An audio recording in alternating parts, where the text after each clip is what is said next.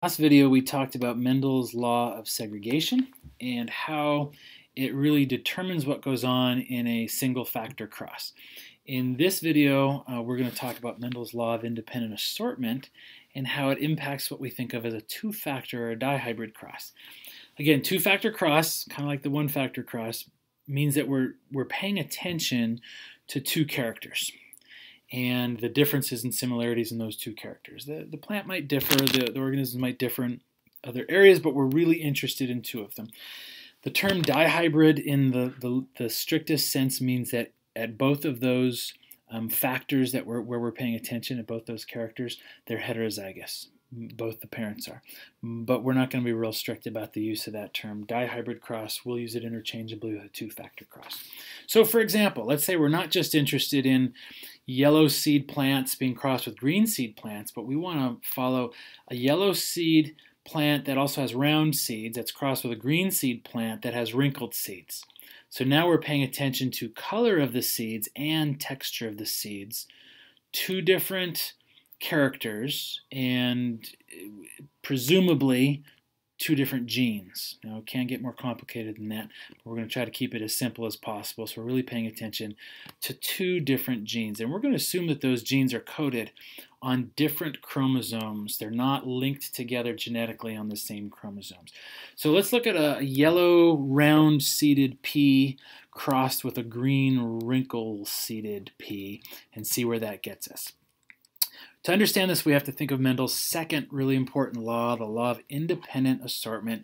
It says that the alleles of different genes, assuming that they're not linked on the same chromosome, assort independently of one another during gamete formation. They assort independently of one another during gamete formation. So what does that mean? So imagine what we're looking at here in this image is the metaphase plate, metaphase 1 of meiosis 1, and this dashed line going up and down is our metaphase plate, and we're looking at chromosome 1 and chromosome 2 during the process of gamete formation. And these green dashed lines are supposed to represent kinetochore microtubules, and your two poles at either end. And let's say that big Y represents yellow seeds and little y would give us green seeds. And the heterozygote, because big Y is dominant, the heterozygote gives us yellow seeds. And then big R gives us round seeds and little r gives us wrinkled seeds. And again, round seeds result due to dominance of the big R allele.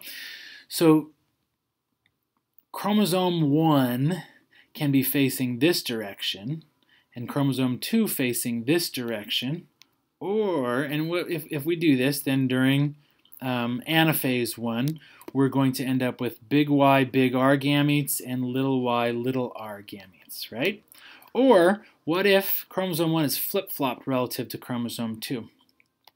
So what ends up happening is we get little y, big R gametes, and big Y, little r gametes, right? They're assorting left and right, if you will, on either side of the metaphase plate, completely independently of each other, chromosome 1 and chromosome 2. And therefore the alleles that they carry are assorting independently of each other, and they're not being forced sort of to stay linked in any particular way.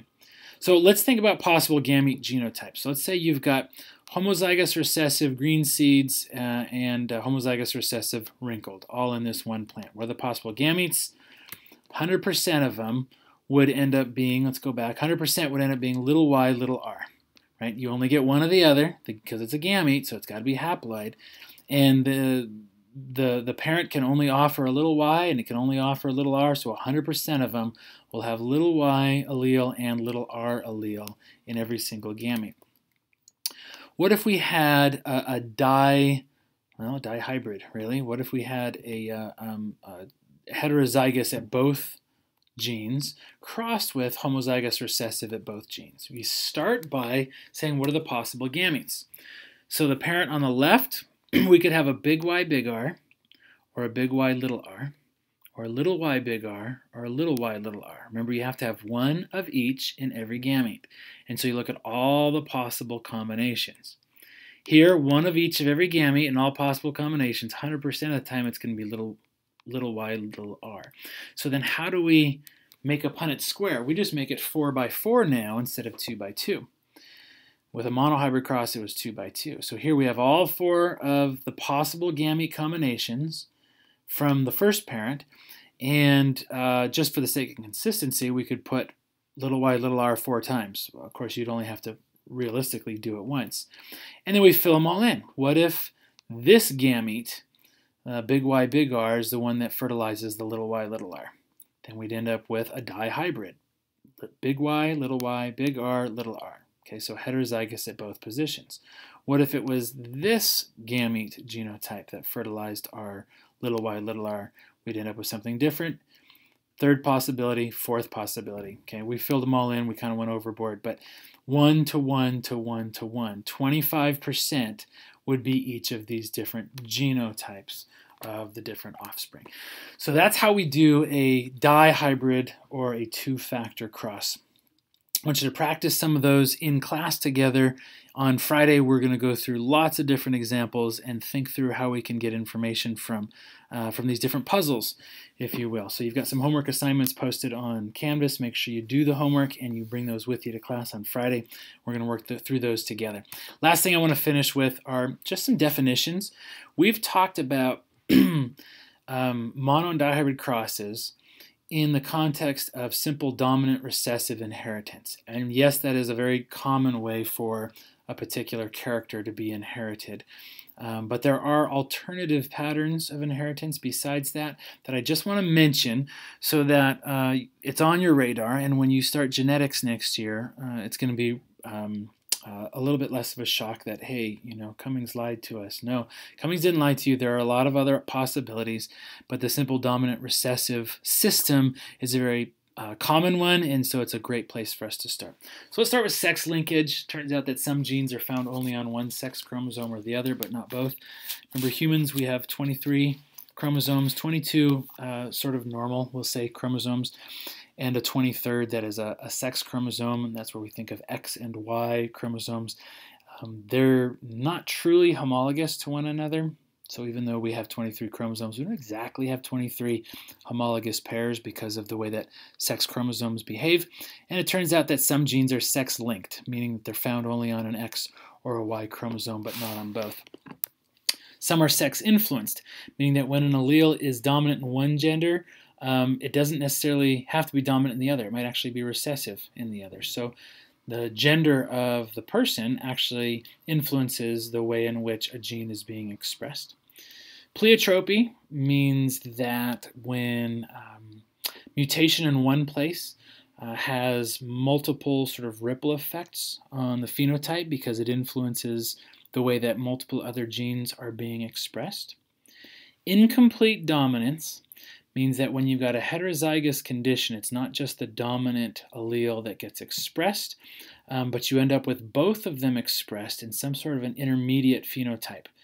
So as an example, imagine if you had a plant whose flower colors were being inherited in an incomplete dominance sort of system, and it had a red allele and a white allele. You might end up with a pink flower, something incomplete where they're both being expressed and mixed together. Codominance down at the bottom says that both alleles are being equally expressed. That's an interesting one where you end up with both phenotypes at the same time. You'll learn some examples of that in the fall in genetics. And then multiple alleles, this is really common, unfortunately, to complicate things, where there are not always just a big P and a little p, but there might be some intermediate Ps and a variety of other possibilities. So we've talked about these inheritance patterns as if there's only two options in every case. And within a total population, within one individual, because they're diploid, there are only two options. But within a human population or any other population of organisms, for any given character, there are often multiple possibilities rather than just two possibilities. And so that complicates things a little bit, but also makes it interesting. So I hope this introduction has been useful to you. Watch these videos as often as you need to. See how it all jives with what's in your textbook, and come to class Friday ready to dig into some problems and learn how to use this information to do some interesting things in biology.